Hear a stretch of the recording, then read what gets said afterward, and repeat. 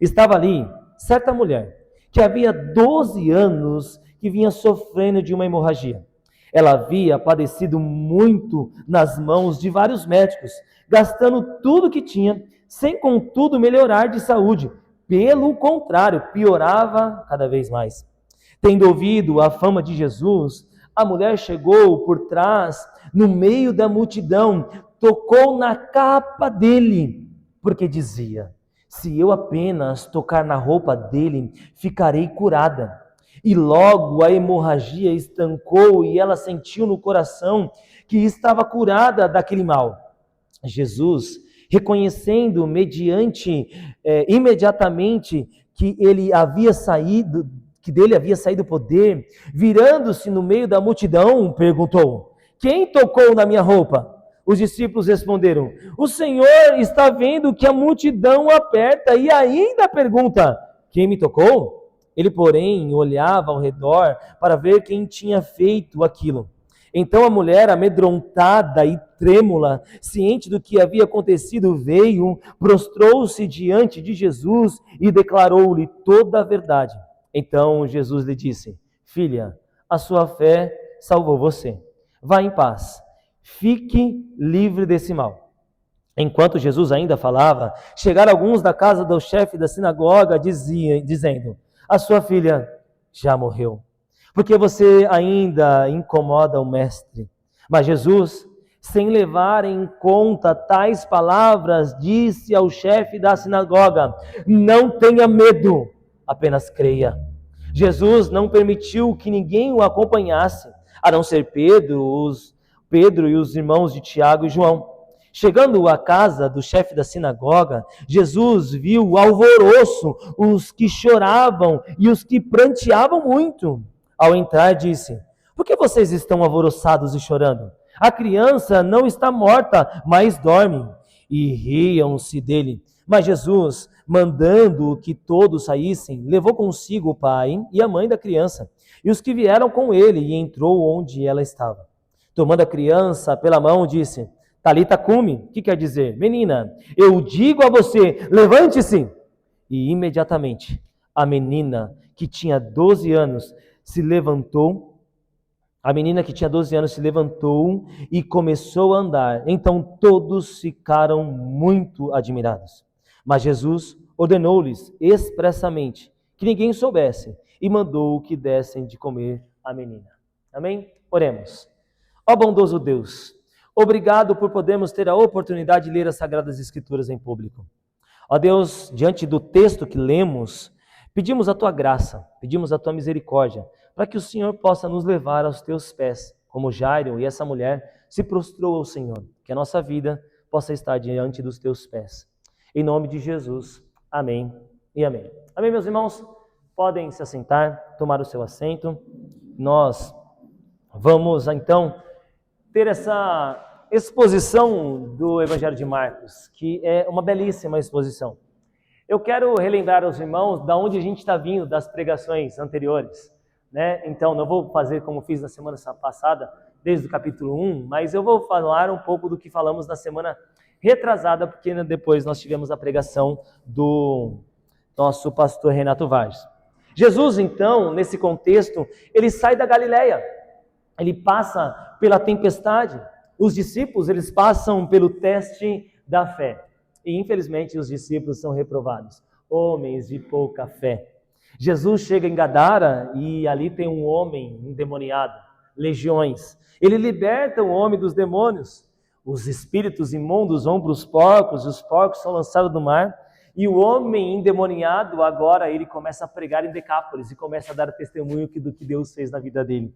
Cristo, agora ele volta para Galileia, ele sai de uma margem, vai para o outro, e ali uma multidão espera. Todos estão esperando ali aquele homem que faz milagres e prodígios. As suas obras e os seus feitos já eram anunciados para muitas pessoas aos 4 cantos da Galileia e até fora, porque vimos que em Gadara ele estava sendo anunciado e esse homem se prostra diante dele. Então, nós chegamos aqui no versículo 21. E nessa perícope, nessa parte do texto, a centralidade não é Jairo, A centralidade não é a mulher de 12 anos que está morrendo, está sofrendo de uma hemorragia de 12 anos, e a centralidade também não é a filha que foi ressuscitada. A centralidade dessa perícope é Cristo. Se você for ver, ele está curando na sinagoga, ensinando na sinagoga, fazendo seus milagres, fazendo tudo aquilo que ele pode e tem poder para fazer. Ele para a tempestade, ele para o vento, ele faz as coisas miraculosas, ele expulsa demônios, ele vai para um lugar agora onde tem uma mulher de fluxo de 12 anos que está enferma, tem uma menina que está prestes a morrer e vamos ver que ela morre. E a centralidade não é Jairo. A centralidade não é a menina que foi ressuscitada. A centralidade não é a hemorragia. A centralidade é Cristo. É Ele que faz, é Ele que move, é Ele que muda, é Ele que faz a história viver diferente, de forma diferente. Então, diante desse texto, eu quero que você pense. A centralidade desta pregação é Cristo. Ele é o Senhor, soberano sobre todas as coisas. Então, nós vemos no texto, e eu gostaria que você ficasse com a sua Bíblia aberta, quando Jesus ele sai de uma margem e vai para outra, assim quando ele já chega, tem uma multidão ali, o apertando. Muita gente, muita gente. Eu não sei se você já foi na 25 de março, num dia de sábado, perto da Páscoa, perto de eventos, perto do Natal. Se você vai na 25 de março, perto do Natal, meus irmãos, provavelmente você pode ser roubado. Né? Você vê todas as mulheres com a bolsa para frente, né? Você vê os caras abraçando a bolsa, você fala, esse é novo aqui na 25 de março. Né? Lotado, e Jesus, não que ele chegou na 25 de março, mas que ele chegou ali na região, daquela margem da Galileia, e ele começou o povo a apertá-lo, muita gente queria tocá-lo e estar perto dele e ver o que ele ia falar. Então, chegou nesse momento, vemos no versículo 21, então, no 22, então chegou um dos chefes da sinagoga, chamado Jairo, e vendo, se prostrou aos pés, e lhe pediu com insistência, minha filhinha está morrendo, venha impor as mãos sobre a minha filha, para que ela seja salva e que ela viva. E a Bíblia fala que Jesus foi. Mas, ora, quem é esse chefe da sinagoga? Quem é esse homem chamado Jairo? O chefe da sinagoga era um líder da sinagoga, da igreja daquele tempo, né? Da reunião eclesiástica, da reunião de buscar a Deus naquele tempo. Ele era líder que ficava incumbido de cuidar das finanças da igreja, das instalações da igreja. Ele é aquele que representava na comunidade, na cidade de Guarulhos, na comunidade judaica, perante o resto do mundo, a organizar as atividades do culto. Era ele que organizava tudo no culto, esse chefe da sinagoga.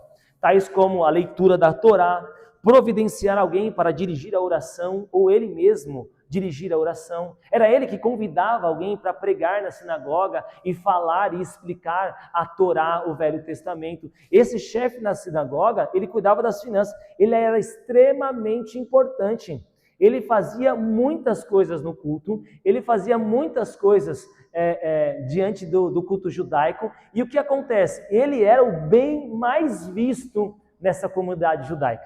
É isso que eu quero que vocês entendam. Ele tinha autoridade, ele tinha poder para dizer sim e para dizer não ali na sinagoga. E o que acontece, meus irmãos? A filha dele está morrendo, a filha dele está mal, a filha dele está muito mal. E o que acontece, meus irmãos? Ele se despiu de toda essa autoridade, ele se despiu de tudo isso que ele tinha de autoridade. Ele chega diante de Jesus e ele se prostra. Para alguém se prostrar nessa época, sendo chefe da sinagoga, meus irmãos, ele tinha que tirar muito orgulho do seu coração.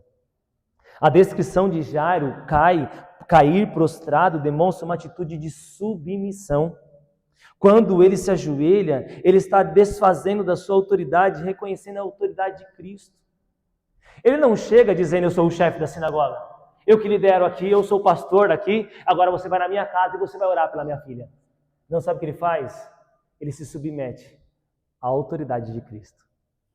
É como se fosse o rei da Inglaterra hoje, chegando aqui e se prostrando na sua frente, dizendo, por favor, vá em casa orar pela minha filha.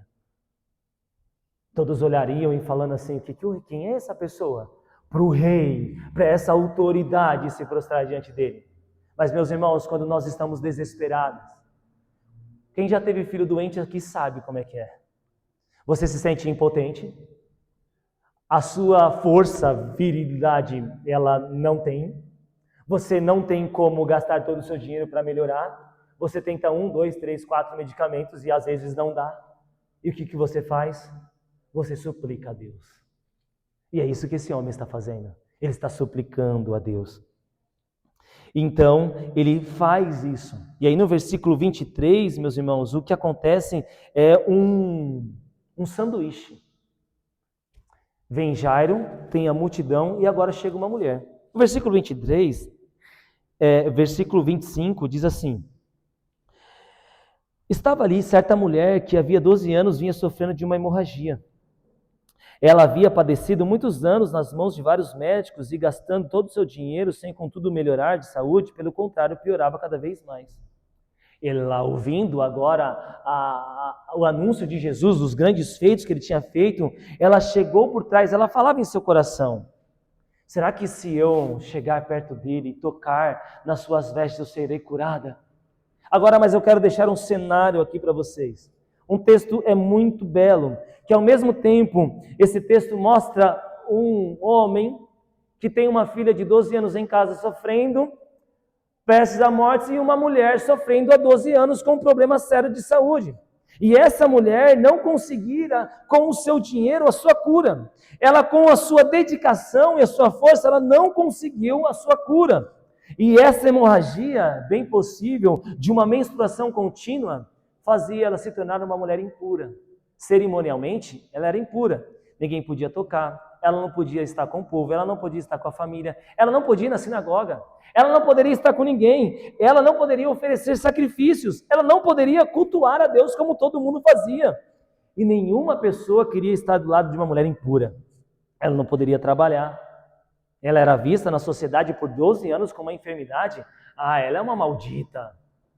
Não, essa pessoa para estar com essa doença e Deus não ter curado ela, não, ela está sendo amaldiçoada por Deus mesmo.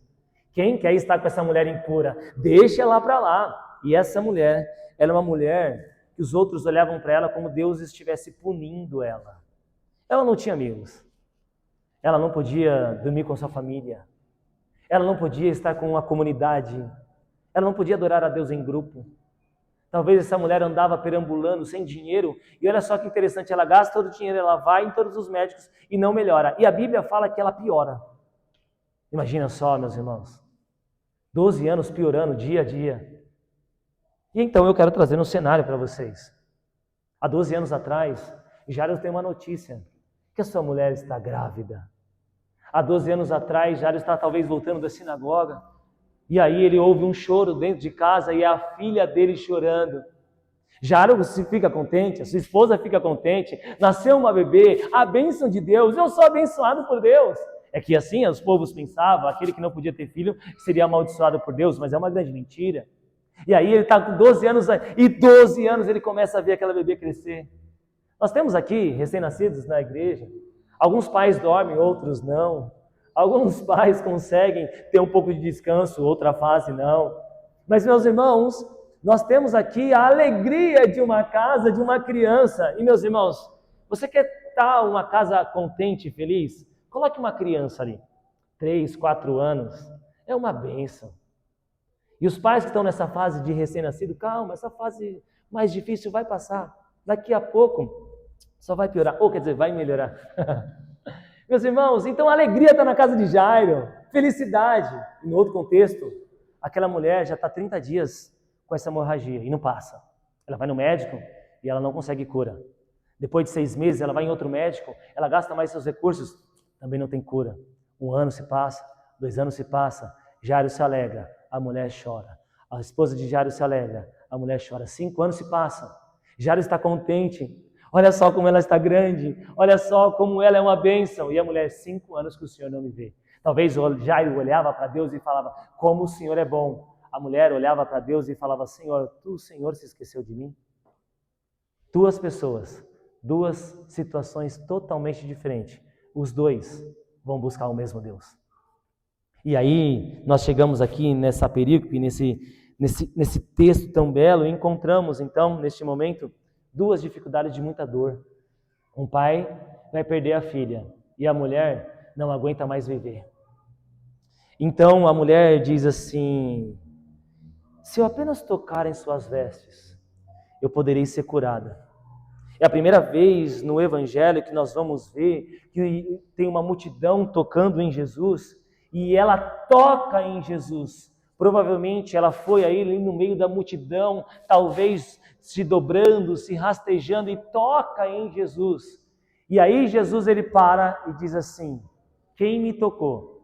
Aí os discípulos vão perguntar para ele assim: Senhor, que pergunta incabível essa? Está todo mundo aqui no multidão e você me pergunta quem me tocou? Você vê que a ironia do texto, os discípulos meio que tiram sarro de Jesus. Você está de brincadeira, né? Você está aqui no Brás e perguntou quem te tocou? É mais ou menos você voltando da Avenida Paulista, pegando o metrô Vergueiro, e você no dia de chuva, sexta-feira à noite, 5 horas da tarde, 5:30 da tarde, e você pergunta quem me tocou no metrô. Não dá. Não tem como. É a mesma coisa a pessoa está voltando para o Pimentas, para o Cumbica e fala assim: será que eu vou pegar trânsito no trevo? É fato que você vai pegar trânsito, porque ali tem muito trânsito. É fato que no metrô você vai ser tocado por alguém. E é fato que uma multidão que estava apertando Jesus, muitas pessoas estavam tocando Jesus. Mas ele fala assim: não, dessa vez foi diferente. De mim saiu poder. E a primeira palavra, que essa palavra vai ser lançada no Dunamis, dele saiu poder miraculoso. Poder, não poder de sair voando, pirocóptero, essas coisas, mas dele saiu poder de cura. No entanto, Dunamis não é qualquer poder. Dunamis é a palavra frequentemente que refere-se ao poder milagroso, de obras milagrosas de Deus. Jesus, ele reconhecendo imediatamente que dele saiu o poder, virando-se, uma multidão estava apertando. Ele pergunta: quem me tocou? E os discípulos falam: Senhor, não tem como te falar quem te tocou. Senhor, não tem como. Por quê? Porque tem muita gente aqui. E aquela mulher, ela foi até ele, não como uma esperança. Aquela mulher foi até ele como a única esperança. Eu não tenho mais para onde ir. Eu não tenho mais para onde correr. Eu não sei mais o que fazer da minha vida. O que eu preciso é de Jesus.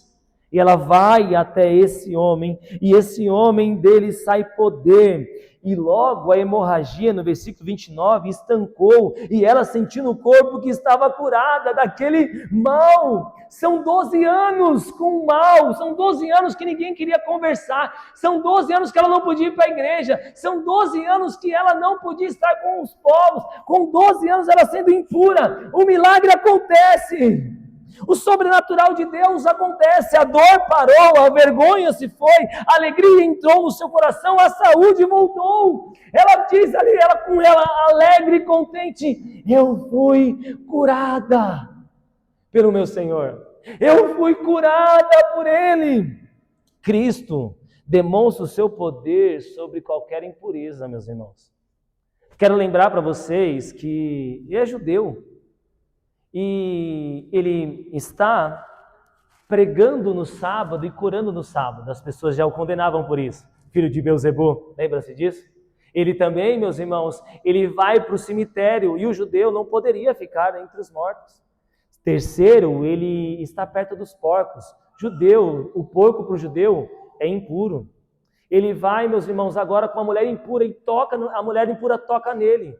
Desses 4 pontos, os sacerdotes e naquele tempo os fariseus, sabe o que iriam falar para ele? Você está impuro. Por quê? Porque você foi no cemitério, andou perto dos porcos, você está agora impuro porque uma mulher com hemorragia te tocou. Mas, meus irmãos, todos aqueles que chegam impuros diante de Deus, eles são purificados. Independente da sua impureza, independente do seu pecado, independente do seu maior erro, independente da maior calamidade que você já fez, o maior pecado que você já fez, se você chegar diante de Jesus hoje, se prostrando, Ele tem poder para te purificar. Ele tem poder para mudar a sua história e a sua vida, como ele fez na vida dessa mulher. Ele muda. Então essa mulher agora está se alegrando, ela está festejando, ela está ali, meus irmãos, alegre. E Jesus pergunta constantemente, quem me tocou? E essa mulher, então, ela amedrontada e trêmula, ciente do que lhe havia acontecido, veio diante do Senhor, prostrou-se diante dele, do Senhor Jesus, e declarou a verdade. Eu imagino aquela mulher em prantos em Jesus e dizendo, eu sofro há 12 anos, eu sou negada há 12 anos, meu Senhor, eu não tinha mais esperança, eu não tinha mais força, mas eu ouvi falar dos teus grandes feitos e falei no meu coração, se eu apenas tocar em suas vestes, eu poderei ser tocada, e ainda agora eu toquei, e a minha hemorragia parou, eu estou curada, eu estou liberta, o Senhor me curou, Senhor. E eu imagino aquela multidão olhando para eles, para aquela mulher e se alegrando e festejando, dizendo, ela foi curada. Ela foi curada pelo Senhor, ela foi transformada pelo Senhor. Que cena belíssima! Uma mulher que tanto sofre, uma pessoa que tanto foi negada e rejeitada. O Jesus agora está falando com ela. Lembra-se, ela não poderia entrar na sinagoga, ela não poderia cultuar a Deus, ela era impura cerimonialmente. Agora ela está prostrada diante do rei, agora ela está prostrada diante do Senhor. Os povos estavam rejeitando ela, as pessoas estavam rejeitando ela, a família estava rejeitando ela, mas Cristo não a rejeitou. Agora ela está falando com o Senhor dos senhores, o Rei dos reis, o próprio Deus. Meus irmãos, é belíssimo isso. E Jesus, então, disse a ela no versículo 34, filha, olha isso. Você tem noção do poder dessa palavra? Jesus não disse mulher. Jesus não disse impura, você que sofreu tanto. Ele olha para os olhos daquela mulher e diz, filha. Há quanto tempo que ela não ouvia dos pais dela, filha? Há quanto tempo alguém não olhava nos olhos delas e com amor, com expressão de amor e falava, filha. E assim Jesus faz, filha, a sua fé salvou você. Vá em paz e fique livre desse mal. Eu gosto de pensar por que Jesus disse isso. É bem provável que muitas pessoas falavam para ela, você não tem fé. Esse mal é culpa sua. Mas Jesus disse, filha, você é uma mulher cheia de fé. Agora vá em paz. Ninguém vai mais te atormentar, porque eu te livrei. Jesus, ele tira todo o tormento das nossas vidas, toda a dor das nossas vidas. Ele é soberano para nos livrar e nos guardar. Então, nós estamos diante do Deus de milagre, devemos ter fé nele e nele somente. A grande alegria, a alegria está contagiante no meio daquela multidão, a alegria está ali com muita esperança, muitas coisas estão acontecendo, o povo está alegre, a mulher está alegre, Jesus está chamando ela de filha, mas nesse bojo tem um pai, que está desesperado. Talvez ele está de canto olhando. O que será que está acontecendo? Mas não se esqueça que durante de toda essa alegria, tem um pai chorando, desesperado, com medo de perder a sua filha. Ele está esperando alguma coisa. Eu vou dar um exemplo a você. Imagina você chegar no seu filho, no pronto-socorro, ele está com 40 de febre, delirando, ele está com muita tosse, e aí ele desmaia nas suas mãos. Você chega correndo no hospital, desesperado, você chama a urgência, o médico vem correndo para você, numa distância de 5 metros, ele vem para pegar o seu filho. Você está desesperado porque meu filho está prestes a morrer, a minha filha está prestes a morrer. E aí antes de ele chegar perto de você, chega uma mulher, se prostra diante dele, e ele começa a conversar com ela. E não vai atender o seu filho ou a sua filha. O que você faria? Com o médico ou com a mulher? Provavelmente, a gente faria um escândalo. Provavelmente, a gente quebraria o hospital inteiro. Mas esse homem, ele está esperando. Talvez pode ter surgido uma ira ou uma esperança no coração dele. Por que ele está demorando para ir para minha casa? Por que o Senhor não vai logo na minha casa? E muitos de nós pensamos assim, quando alguém do lado do trabalho, da família, da igreja é abençoado, a gente fala, Senhor, por que o Senhor está demorando para não me abençoar? Às vezes a pessoa está aqui 12 anos sem trabalho. Aí a pessoa que acabou de entrar na igreja, aí ela fala assim, meus irmãos, eu tive 3 propostas de trabalho essa semana, tenho que escolher uma. Vocês poderiam orar por mim? A outra pessoa fala, Senhor, e eu estou aqui há 12 anos? Sofrendo? Por que o Senhor não olha para mim, não se atenta para mim? E o pai está ali chorando e a mulher está se alegrando. E aí, meus irmãos, chega ainda alguma coisa para piorar a situação. Ainda nesse monturo de alegria, de contrição da mulher, o que acontece? A má notícia. Enquanto ainda Jesus falava, chegaram alguns da casa do chefe da sinagoga dizendo, a sua filha já morreu, já era, não dá mais. Por que você ainda incomoda o mestre? Esses são aqueles amigos da onça, conhece? Eles chegam diante do Jairo e falam assim, Jairo, já era, bora para casa, ela morreu. Para de incomodar o mestre, para de ser chato. E aí o que acontece, meus irmãos?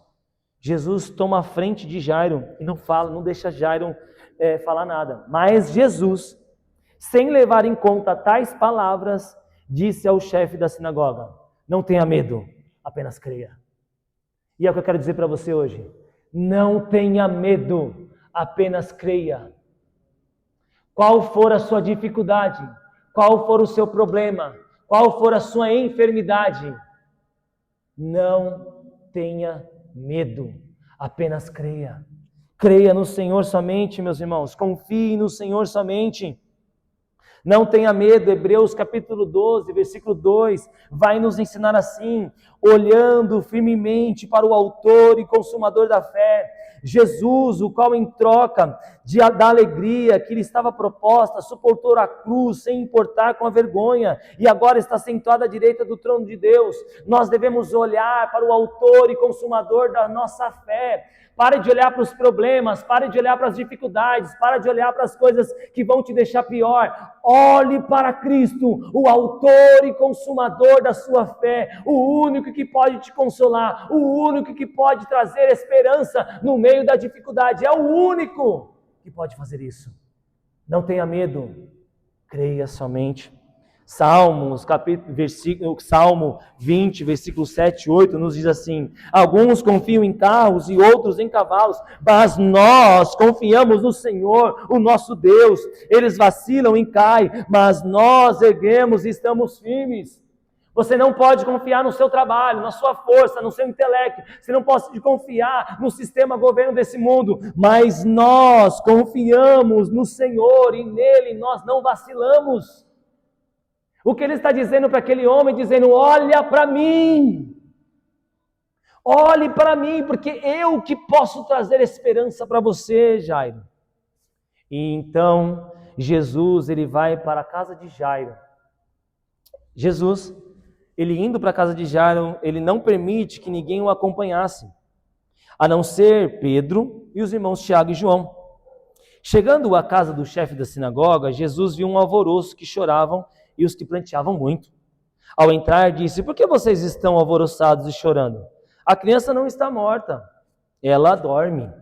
E riam-se dele, mas Jesus, mandando que todos saíssem, levou consigo o pai, a mãe e a criança, e os que vieram com ele, e entrou onde ele estava. Jesus, ele se depara com um alvoroço, com um choro e pranto muito grande. E ali, meus irmãos, nós temos um mercado comercial das carpideiras. O que eram as carpideiras, meus irmãos? Eram mulheres que eram contratadas para chorar, para lamentar, para fazer barulho nos velórios. Então, você era contratado para ir no velório para chorar muito, para gritar, para espernear. Você gostaria de abrir uma empresa de carpideiras? E ali, Jesus, ele entra naquele lugar e fala, o que está acontecendo aqui? Por que esse alvoroço? O que é isso que está acontecendo aqui? E aqui a gente já vê uma explicação de Jesus. Você vê que ele não gosta muito de alvoroço, né? Então, ele olha para esse alvoroço e fala, o que está acontecendo, gente? Essas carpideiras, quanto te cobraram para você estar chorando tanto assim? Você chora bem, hein? E aí, meus irmãos, acontece algo aqui que nós devemos aprender. Riam de Jesus quando ele falaram que a menina não estava morta, que ela estava dormindo. Eu quero aconselhar os irmãos o mesmo que Jesus fez. Sabe o que Jesus fez? Mandou eles irem embora. Sai daqui, não vai ficar aqui. Pessoas que não creem, pessoas que desdenham da sua fé, pessoas que levam você para a incredulidade, faça como Jesus, se afaste-se deles. Isso não é coach, tá? Isso não é coachiano nem prosperidade. Isso é o que Jesus fez. Não estou falando que Jesus aqui ia ser intrigado ou ia entrar em incredulidade no coração de Jesus. No nosso entra, no de Jesus não. Livre-se de pessoas que riem da sua fé. Livrem-se de pessoas que são maldosas com a fé do cristianismo. Mande elas embora. Não fique ao lado daqueles que riem da sua fé. Ai, mas pastor, eu tenho que andar mais 1 milha. Jesus, quando entra no templo, o povo está vendendo, querendo ter recurso financeiro, vendendo as rolinhas, as ovelhas no templo. O que ele faz? Ele anda mais 1 milha com esses falsos? Ele vira a mesa. E essas pessoas que estão rindo, sabe o que ele faz? Vai embora. Vai embora. Sabe por quê, meus irmãos? A fé em nosso coração é genuína e nós temos que preservar isso. Se pessoa do seu trabalho quer desdenhar da sua fé, se pessoa do seu trabalho quer ficar rindo da sua fé, não tenha amizade com essa pessoa. E eu não estou mandando isso, é o que Jesus fez. Não tenha, você não tem obrigação, meus irmãos. Você pode orar por essa pessoa, sim, mas você não tem o dever de ficar, desculpe o termo da palavra, mas vocês vão entender, lambendo essa pessoa dia a dia. Que isso? Jesus não está na prateleira junto com um saco de arroz que a gente fica vendendo. Alguém às vezes coloca na internet assim, eu sou ateu e não acredito em Deus. Aí os irmãos falam assim, ai meu irmão, não faça isso, ai meu irmão, eu te amo, ai meu irmão, Jesus te ama. Você não acredita em Deus, o problema é teu. Ah, você não quer o Senhor, o problema é seu. Se você não quer, não eu, que eu quero. Ah não, porque o outro desdenha da fé cristã, desdenha do cristianismo, os outros pegam um crucifixo e enfiam nos seus corpos e a gente vai ficar com o quê com eles? Vendendo Jesus? Esses que riem, esses que fazem da fé ridicularização, não quero ter comunhão. Sabe por quê? Porque eles não vão agregar a fé em Cristo Jesus comigo. Você não precisa disso. Isso não é uma apologia de você não ter pessoas amigas fora da igreja. Não, isso não é isso. Quero que vocês entendam com maturidade. Vou fazer uma pergunta para os homens que estão aqui. Você teria amizade com um homem que risse da sua esposa e dos seus filhos? Provavelmente não. Senão, desculpe o termo da palavra, você vai caminhar na estupidez. E por que você quer ter amizade com alguém que ri do seu Senhor? Ora, nossas esposas e nossos filhos são maiores do que Deus? Às vezes, meus irmãos, com algumas brincadeirinhas, eu tenho que falar assim, irmão, vou falar um negócio para você. Não gosto dessas brincadeiras, não. Me respeita, que eu te respeito, está tudo bem. Às vezes devemos fazer isso. O povo estava rindo, Jesus falou, vai embora. Não quero que vocês fiquem aqui. Vem aqui Pedro, Tiago e João, os pais, e vamos falar com a menina. Tomando a criança pela mão e disse Talita cumi. O nome dela não era Talita. Era uma palavra aqui em grego, em hebraico. Então, que quer dizer, menina, eu digo a você, levante-se. Essa menina, essa palavra no hebraico, ela vai mostrar tipo assim, filhinha, meu amor, levanta. Provavelmente você foi acordar o seu filho pequeno hoje, a minha filha tem 8, vai fazer 9, a gente tem todo um ritual para acordar as crianças, né? Meu amor, filha. E é nesse sentido que nós estamos indo aqui, que Jesus está falando. Jesus está chegando perto dela, talvez perto da bochechinha, sabe aquela pele de pêssego que a criança tem? E ele fala assim, filhinha, levanta, está na hora de comer. Está na hora de ir para o culto. E é essa expressão que o Senhor está fazendo aqui agora. Filhinha, menina, levante-se. E imediatamente a menina levantou. O pai que estava prostrado, aquele alvoroço foi mandado embora e a alegria veio sobre aquela casa. E a esperança reinou sobre aquela casa. Então todos ficaram muito admirados. Mas Jesus ordenou para que não falasse aquilo, porque não era tempo ainda dessas propagações ainda serem faladas, para que não viessem o levante de Roma e dos fariseus antes do tempo. Mas o pessoal falava, porque os feitos de Jesus eram grandes em muitos lugares. Aleluia! A mulher de 12 anos saiu feliz. Agora Jairo, ele está feliz com a sua filhinha em casa, viva, ressuscitada. Então, esse é o Senhor, meus irmãos, que no Evangelho de Marcos nós vemos Ele curando um paralítico.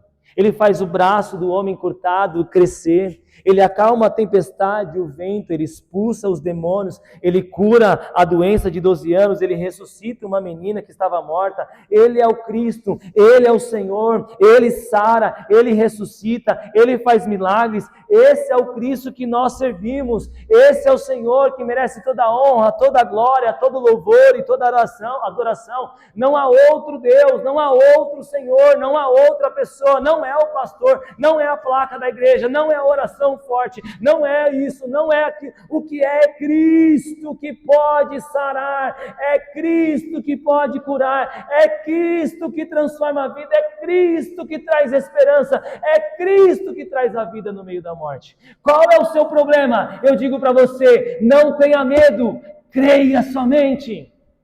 Qual é a sua dificuldade? Não tenha medo, creia somente.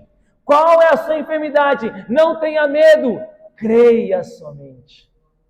Esse é o Cristo onde nós servimos, meus irmãos. Então, nós vamos para as aplicações pessoais e chegar no término desse culto. E chamo já a equipe de música aqui na frente. Primeiro ponto, para nós aplicarmos esse texto que lemos aqui, tenha uma vida de se prostrar-se diante de Cristo. Irmãos, às vezes a gente se esquece de se prostrar diante de Cristo. A nossa vida é tão corrida, não é? Trabalho, finanças, conta para pagar, aí outra conta para pagar, aí outra conta para pagar, aí a conta que você esqueceu de pagar que tem que pagar. E assim vai. Mas deixa eu dar um conselho para vocês. Prostrem-se diante de Cristo. Tem um momento para você, literalmente, se prostrar, não é só o joelho, mas se debruçar e deixar a sua vida diante do Senhor. Segundo a aplicação, reconheça que somente Ele tem poder para mudar a sua vida. Não é você ganhando mais dinheiro. Não é você tendo mais coisas. Isso é bom, mas o único que pode mudar a sua vida é o Senhor Jesus. Então não fuja dele. Vá para a presença dele. Terceiro, tenha esperança em Cristo. A sua esperança não está no governo. A sua esperança não está dentro da sua casa. A sua esperança não está no pastor da igreja. A sua esperança é Cristo. Ele é o único. Quarto, não tenha medo. Creia somente. Às vezes você passa por dificuldades tão grandes na sua vida e o medo tem te atormentado, mas o amor de Deus lança fora todo medo. Deixa de ter medo, creia somente no Senhor. Creia que Ele cuida de você. Creia que Ele cuida do seu casamento. Creia que Ele cuida dos seus filhos. Creia que Ele cuida de você. Como Ele disse para aquela mulher, filha, a sua fé te salvou. Quinto, não fique perto ou junto com quem ridiculariza a sua fé. Você não precisa. Você não é obrigado.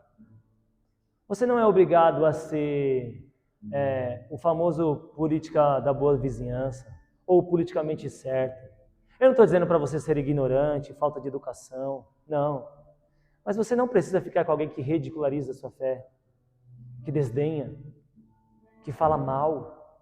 Você não é obrigado.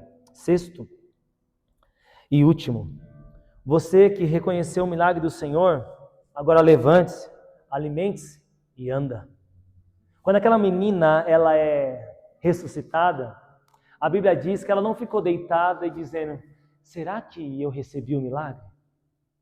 Ela imediatamente se levanta.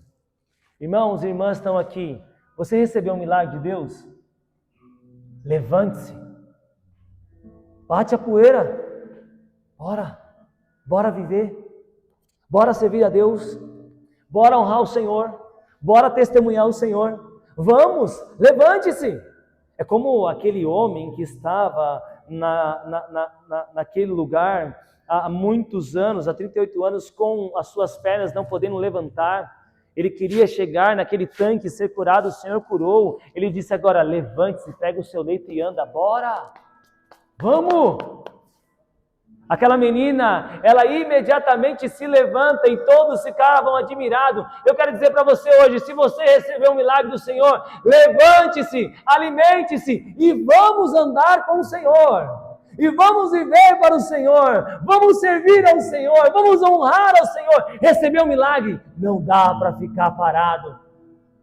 Quem recebeu o milagre na Bíblia não fica parado. Veja os milagres, veja a trajetória daqueles que receberam milagres. Eles não ficaram parados, eles se levantaram, eles andaram, eles se alimentaram de Cristo e testemunharam. Agora em Gadara nós temos um ex-endemoniado pregando para Decápolis. Agora nós temos uma mulher de 12 anos voltando para sua casa e dizendo, Cristo me curou. E nós temos agora o chefe da sinagoga sabendo que Cristo ressuscita o morto. Nós temos uma menina de 12 testemunhando. E nós temos agora muitas pessoas que estavam naquela casa se admirando com o Evangelho. Recebeu o milagre, recebeu cura. Levante-se imediatamente. Não dá para ficar parado. Não dá para ficar na osmose. Porque Cristo, quando faz a obra, meus irmãos, nós queremos falar e nós queremos estar com Ele. Amém, meus irmãos? Gostaria que os irmãos ficassem de pé, nós orássemos e cantássemos um cântico. Em nome de Jesus.